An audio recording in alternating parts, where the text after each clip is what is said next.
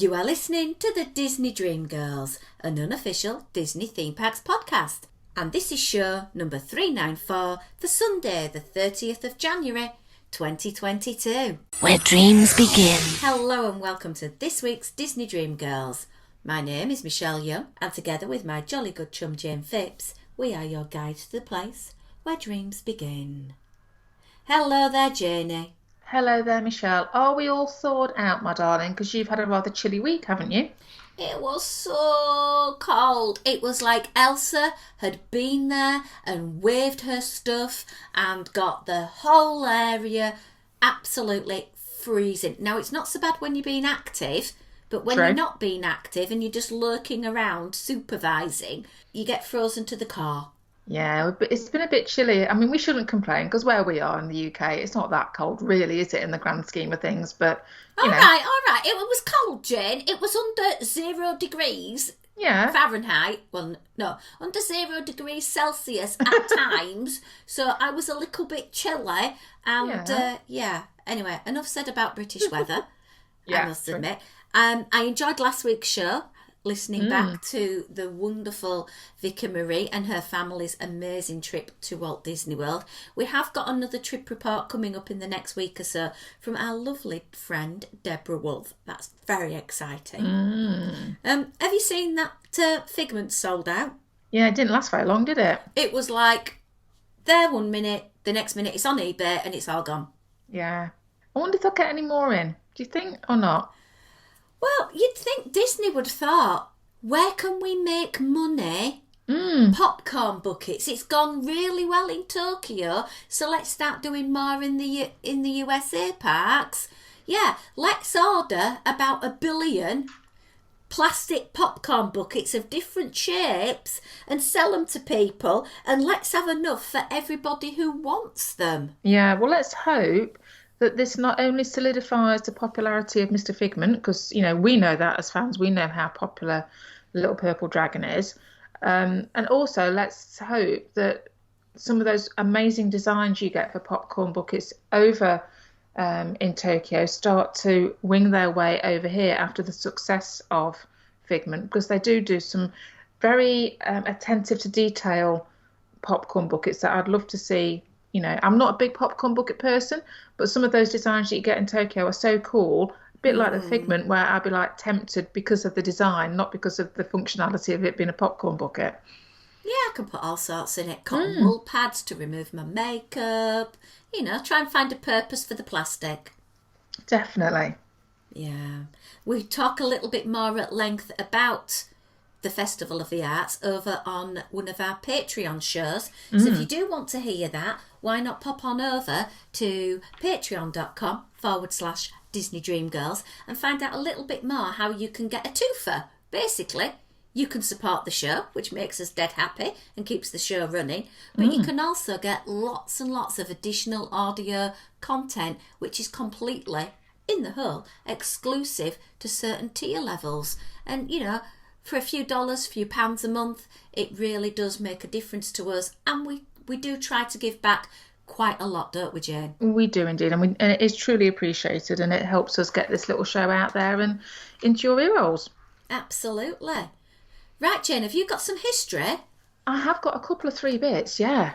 Go on then, lovely. Well, my first 2 bits are kind of connected because they're both Epcot-y based. From different days. I have had to go expand my days though, Michelle. I will confess, because there wasn't much when I started looking. So I've got a little bit of leeway with the dates, so just bear with me. Okay. But we will start on January the 30th. And we're going to start with 1988. And this is because it was Walt Disney World's at Epcot. They debuted, can't get my words out today, they debuted Illuminations. So I thought I had to mention this because I know how much you love Illuminations, or loved Illuminations. So this was their nightly show, including 13 special effects projectors, theme music, 12 wire mesh grids, 180 nozzles, which created the fountains, and 783 firework pieces. There you go. Over the next 24 years, they actually had 3 different incarnations of Illuminations.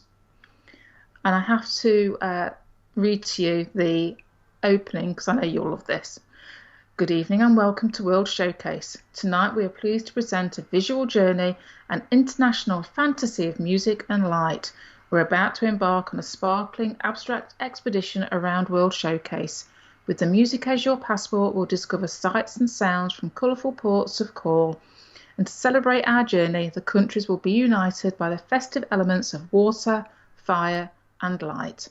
And now, let your imagination be your guide as Epcot Centre proudly presents Illuminations. Did you like that? I did. I love Illuminations. I know. I thought, well, I saw that and thought that's got to be mentioned today. And then I'm going to jump slightly forward to January 31st because another Epcot mention. I just thought this was quite poignant considering that Epcot is a little bit of a building site at the moment, is it not? Mm. In 1994, they closed the Communicore East and West, which I remember them being Communicore East and West because we visited in 1991 for the very first time. So this was the original hub of the Epcot Centre. They were then replaced with Communicore, which opened later on in the same year. And of course, at the moment, they are no more. And we have scrims and walls and all sorts up around those sorts of areas whilst they create a new version of Epcot for us. And then one little one, which is going, this is where my dates, because I will confess when I was researching, I got the wrong date. And then I realised I got the wrong date, but I found this little bit of history, so I thought I wanted to mention it anyway. Well, I'm admitting I got it wrong. It's not that wrong. It's January the 28th, so it's almost there. And I found it. I looked at my calendar. I thought that's wrong date. Anyway, I'll stop waffling. So 1982, I got a chap called Willie, and I'm going to pronounce the surname wrong. I'm going to say Boag, but I bet it's not pronounced Boag. Boag. So original Pecos Bill gave his 39,522nd and last performance at the Golden Horseshoe Revue at Disneyland, making it an entry into the Guinness World Book of Records for the most number of performances of an entertainment show. He must have loved doing that, to do that many performances. Absolutely. And he was well loved by the fans. Absolutely. And I did actually do a little bit of research on him, and I didn't know that he was performing from a very young age, and he actually had Julie Andrews up on stage with him in the UK, and they did a special performance. She actually joined him on stage at the Golden Horseshoe Revue for a special press event the year prior to Mary Poppins getting released. So I would suggest you go out there, go on that old Wikipedia and have a look up about him, because there's quite a lot of interesting bits and pieces, and he was very much loved by Mr. Disney himself as well, and consequently got lots of little bit parts and things in movies. So yeah, interesting guy, interesting story to go and have a look up. Thank you for that, my lovely. No problem. So a couple of weeks back, we asked our Disney Dream Girls podcast family to vote for their favourite table service restaurant in the Magic Kingdom. Right. And I thought, it'd be an opportune moment. We could have a little bit of a review of each of them, talk a little about them, and then see what our listeners thought. So the first place I want to hop to, Jane, is literally the first one you come across when you walk into the park. Would that be Tony's Town Square restaurant? It would indeed. Ooh. Yay, clever you, girl. I've only ever been inside this restaurant once. I haven't been inside it. But it wasn't to eat at Tony's Town Square restaurant. So what were you doing in there, love?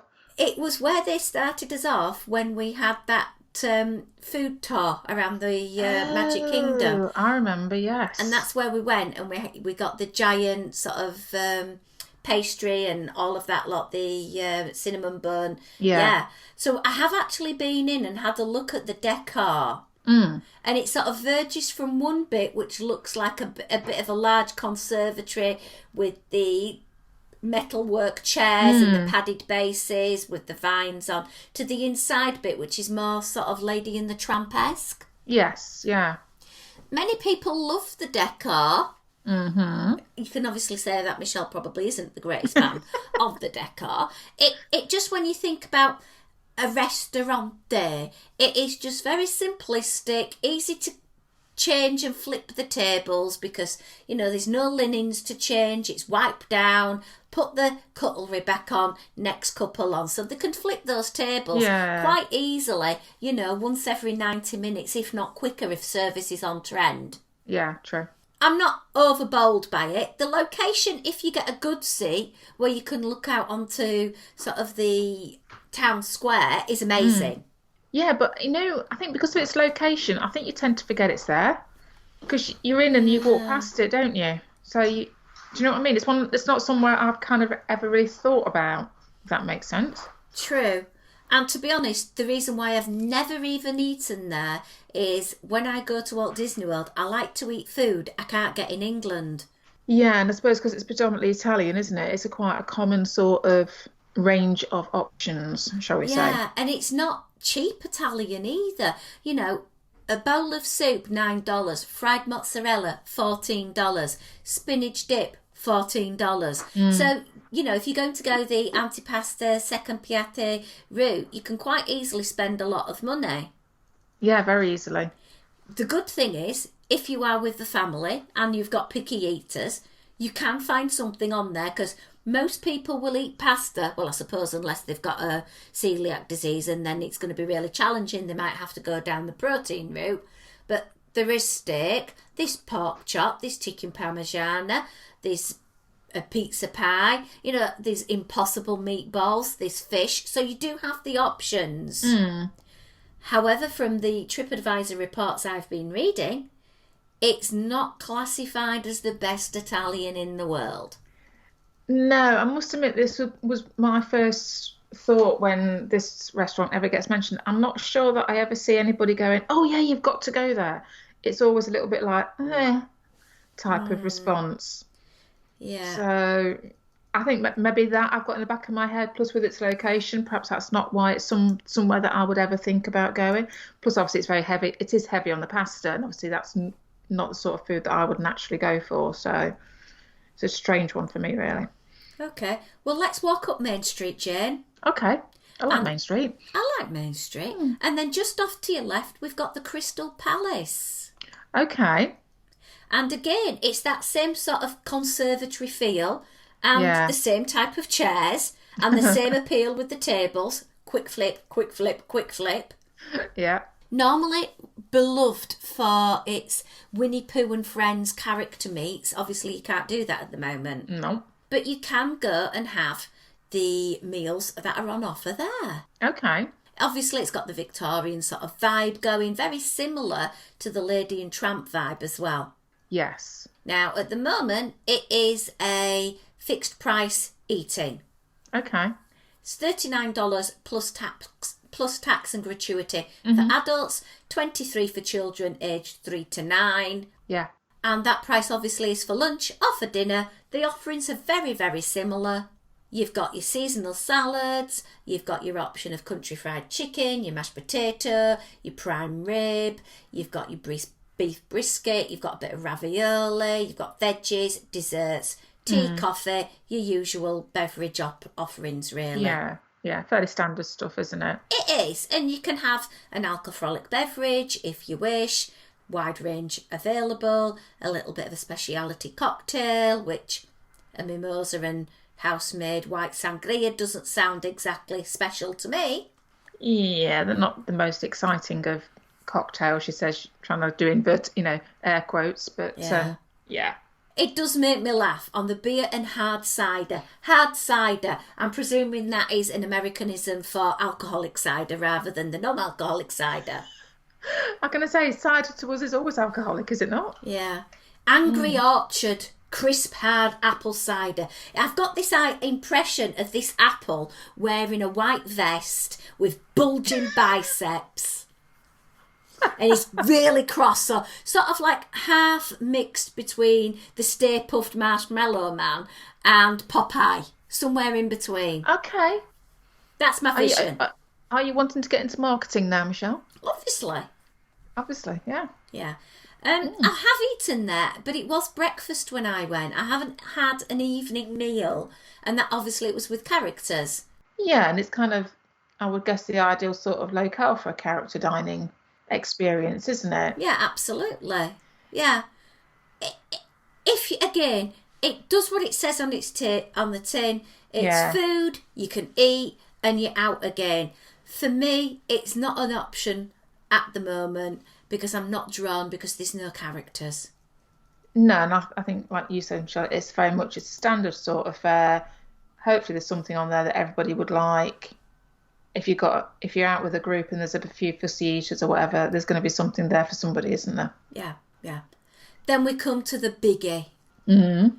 The big weenie of the park, Cinderella's roll table. Oh, wow, okay.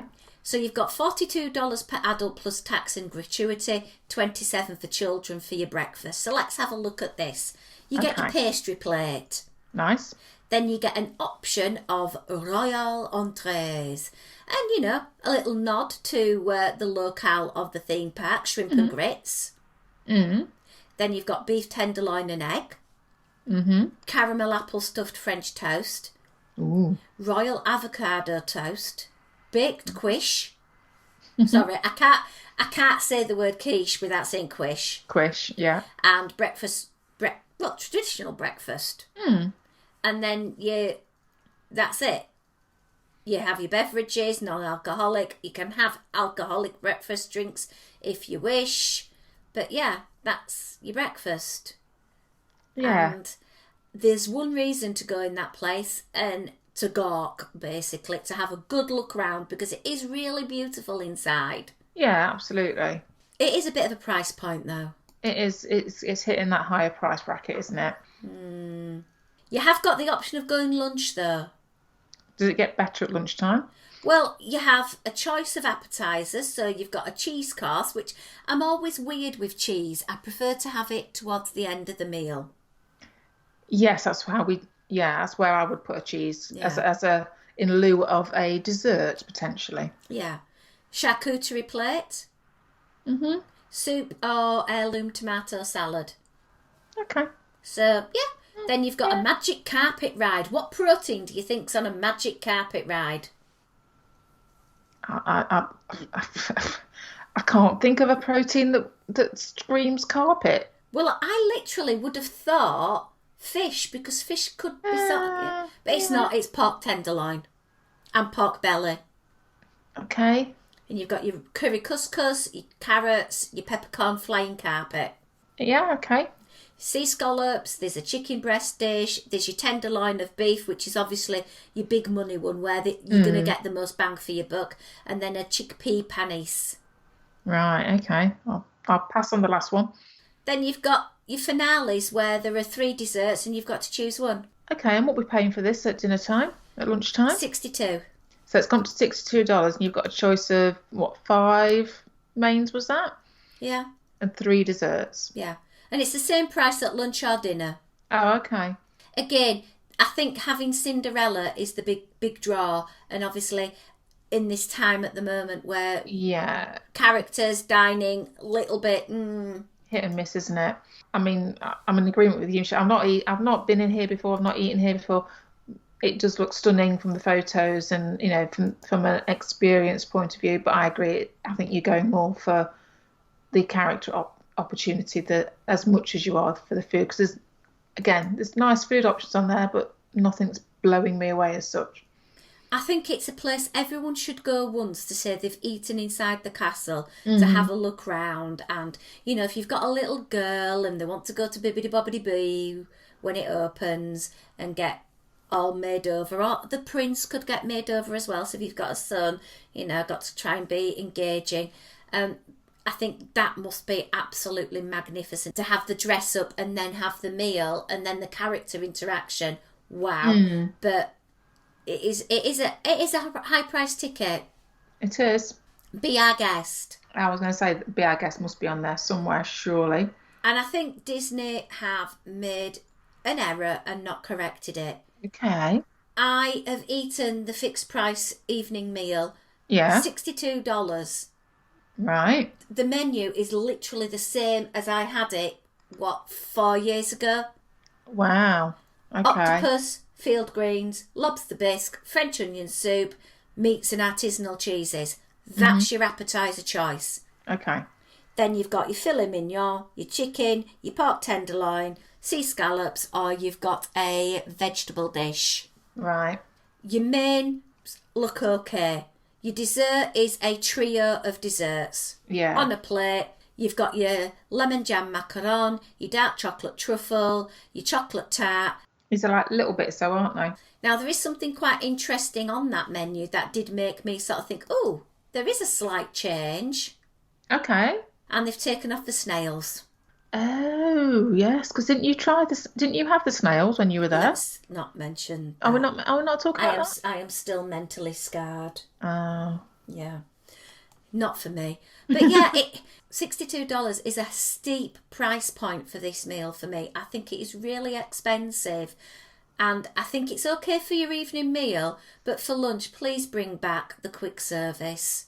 Yeah, I'm going to say, I think if you're going to be paying that sort of money out, it does feel more like an evening meal type of event and price point, and you want to be able to take the time and enjoy it and enjoy your surroundings. So lunchtime, to pay that, cause I don't know, I think at lunchtime I'd be naturally wanting to get back out into the park. Maybe that's just how I play it, I don't know.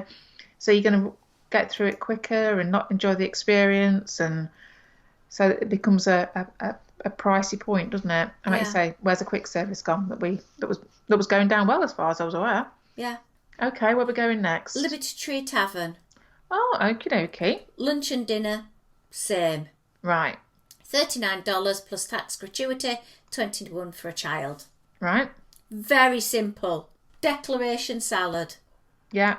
Patriot's platter, where you've got your roast turkey breast, your Pennsylvania pot roast, your oven roasted pork with mashed potatoes, veggies, herb stuffing, house-made mac and cheese. Mm-hmm. There is an option of changing that out where you can have an impossible meatloaf. Oh, okay, yeah. And if you are plant-based, you don't get the same dessert. Your dessert is at Johnny Appleseed's warm apple cake with caramel and whipped topping.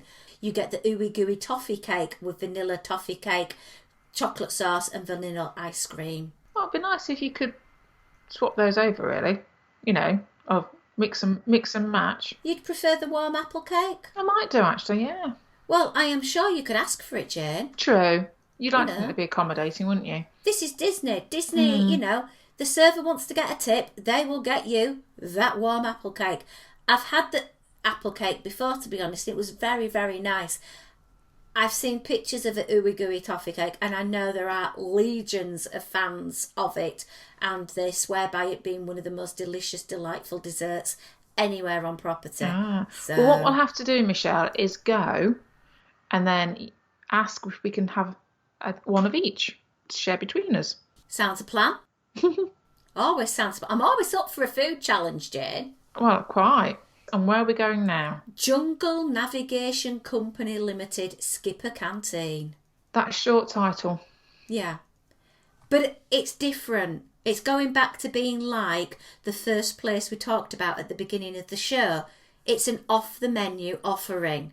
Right, yeah. So if you haven't got a big appetite and you don't want to order a big meal or pay out $30 to $62 for a set menu, this is probably a place for you if you have got more adventurous eaters in the household. Yeah. If your family or the people you are with aren't adventurous, this is probably not the place for you to go. No, there's lots of different flavours going on, isn't there? There is, and it's a place for me that I absolutely do love in theory. But when I start going through the menu, it's like, oh, I don't like that. Oh, they've put that with that and I don't like that. But we've got so many listeners that absolutely adore here. Our lovely friend Anthony Markham absolutely loves eating here. And his top tip is to go maybe, you know, if there's a couple of you, maybe get 2-3 appetisers and a dessert to share. You don't even have to maybe touch a dessert, a main, or you could maybe share a main and get your own dessert. There are lots of different ways and it can be very flexible. Yeah, and I suppose that's the benefit of going for off the menu version of a sit down, isn't it? Because you're actually able to do something like that. Whereas obviously if you've got your fixed price and it's like, well, okay, then you are kind of not going to want to miss out on your main when you're paying a set price for something. Whereas at least here you have got that option should you wish to. And depending on the time of day that you're eating and what else you've had that day, isn't it? Depends how much you actually physically want to be able to eat. Yeah, absolutely. Very interesting items, and out of all the places we've reviewed today, they probably have the more exciting options with regards to the beverages. Ah, yes, a little bit more speciality. Blue Moon Draft with chipotle and pineapple juice, garnished with a pineapple wedge. That sounds so nice. Sounds exotic. It does, and it's nice that you've got that ability to have that. One of my favourites is a Dole whipped pineapple blended with coconut cream and passion fruit, and that's an Adventureland Colada non-alcoholic. It feels like you're getting a dessert more than a drink. Well, that's it. You know, all you need is a little drop of something alcoholic, and you have got something that is really good. Although that's not really the purpose of that.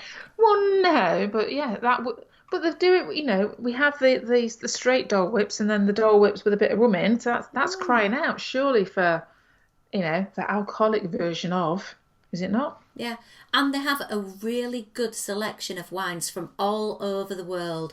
You know, you can have some beautiful Sauvignon Blanc from Chile and Moselle. You can have Argentinian wines, South African wines. I'm a big fan of South African wine, so it's a really nice place where you can go and get a nice glass of wine, just get out of the sunshine for a little bit, and then maybe pick some really nice picky-uppy sort of appetizers just to put you on a bit, and then maybe share a main. Yeah, and I think with the range of wines that they've got and the way that they've listed all of their different foods and the interesting names that they've given them, and that say using those different ingredients, it all fits in with the aesthetic of the fact that this is for adventurers. It's an adventurers club, effectively, isn't it? So yeah, it complements itself well. Yeah, I'm intrigued. It would be somewhere that would be on my list. Right, Jane. Very last one, Jane. Yes. Plaza. The Plaza. Aha. The Plaza restaurant. If you get seated with a really good window seat, you can see out towards the castle. Beautiful views. Yeah, I suppose and we started off talking about Tony's Town Square and the views that you get at the bottom end of Main Street, and this is kind of the opposite, isn't it? It is indeed, and we sort of looped round the park and made our way back to Main Street to finish off. And again, it's another pick as you want off the menu. You may not even want an appetizer. You may just want to go and think, right, do you know what?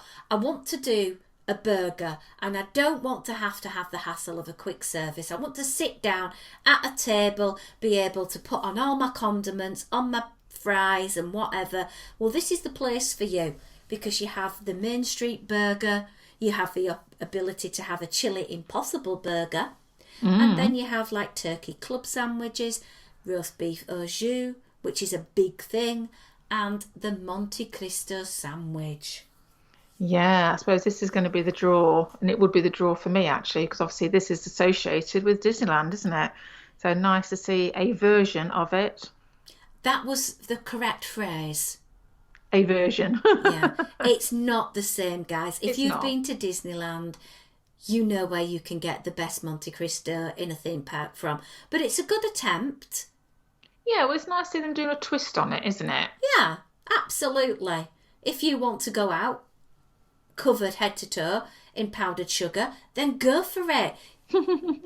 They also have a wide range of cakes and shakes with cakes, cakes with shakes, either way, either whatever, and lots of ice cream sundaes as well. So again, you might not even want a main. You just might want to sit down and have the Plaza Restaurant sundae, $7. It does what it says on the tin, and there's a cherry on top.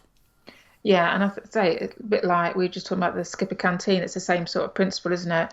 If you don't want to be paying out $39 or $62 for something that doesn't grab you, at least this way you can pick and choose what you actually want to spend your cash on. Yeah, and if you go in August, like I tend to do, and you buy a sundae, the minute you've got it in your hand, it's just a bowl of liquid. This is a way to ensure your ice cream stays solidified just a little bit longer. Very true. And of course, they can do a nice big sharing one now there, Michelle. because they've got their cheers to 50 years, haven't they? Yeah, COVID times, I'm sorry, not even with the bestie. I'm not sharing. Shelley, no sharing COVID times. That's just because you want it all to yourself anyway. No, it's COVID times, Jane. I am not sharing in COVID times, and that includes buffets where I have to share utensils with other people. Okie dokie. So yeah, I'm not having someone dipping into my ice cream and then me double dip it. Well, to be fair, I mean, if you're gonna try and attempt this one on your own, all power to you, because it's $32. Well, I'm not spending $32 on an ice cream. I'm from Yorkshire, love. I'm going for the Plaza Restaurant Sunday. And get your cherry on top, love. Absolutely, and I might have to add some peanut butter sauce as well. So, those are the choices, ladies and gentlemen. Where are you going, Jane? What about you? Well, I'm tempted by the Monte Cristo sandwich, I have to admit, purely because I haven't had it before, and it's probably the closest that I would get to it anytime soon. So that kind of sprung out at me. But Skipper Canteen, because of the variety, I do like that idea of it not being your traditional fare, because everywhere else feels quite traditional fare to me. So if I'm going to be dining, I want to be trying something different. Yeah, I think I'll probably go back and have another go at Skipper's Canteen. It's a place for me. But I definitely will be booking a reservation this year to go to the Plaza, just to follow my own advice and have an ice cream in comfort. Yeah, why not? Just go for the ice cream. So, this is what our listeners thought on our Disney Dream Girls podcast family page. Right. Their least favourite restaurant was Tony's Town Square restaurant. Not surprised at that. Not a lot of love for that. Mainly to do with the fact, the menu, the cuisine, and the quality. Right. Favourite. And I agree with the vote for first place in favourite eatery, Liberty Tree Tavern. You've always said it's been really good value. It is. If you're really, really hungry and it's that 5 o'clock meal of the day and you really want to fill your face, absolutely, job's a good one. Does what it says on the tin. Cool. Right, so there you have it, guys. What do you think? Do you agree? Have you any top tips for eating at any of these eateries that you want to share with us? We'd love to hear from you. info@disneydreamgirls.com. Twitter and Instagram @DisDreamGirls. Don't forget the patreon.com/Disney Dream Girls if you want some additional audio content. You can always find us floating around in our Disney Dream Girls podcast family page as well. Anyway, lovelies, thank you for joining us on yet another fun-filled show, racing towards that show 400. But until next week, it's a goodbye from me. And goodbye from me.